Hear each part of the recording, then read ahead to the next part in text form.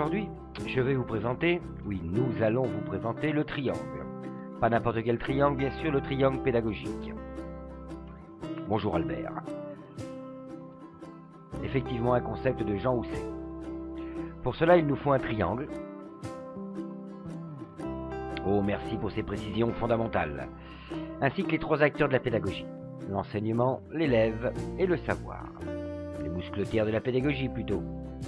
Ainsi que leur interaction.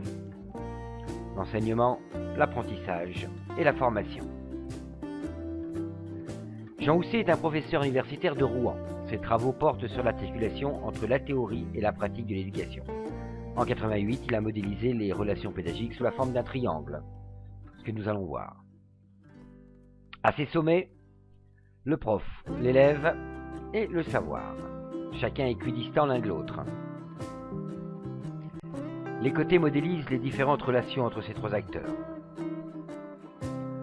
Dans un premier temps, regardons la relation enseignant-savoir lorsqu'elle est privilégiée, exacerbée pour reprendre le terme de Jean Housset.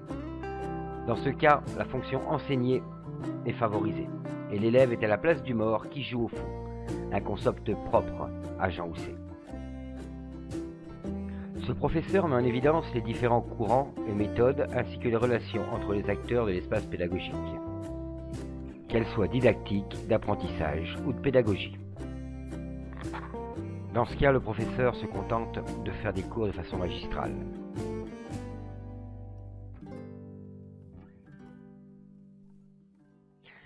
Voyons ensuite la relation entre le savoir et l'élève. Lorsqu'elle est exacerbée, le prof, à son tour, prend la place du mort qui joue au fou.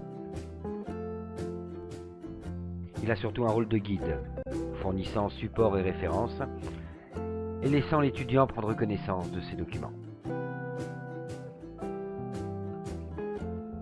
Enfin, la relation prof-élève, une relation de formation, laissant un petit peu le savoir à la place du mort.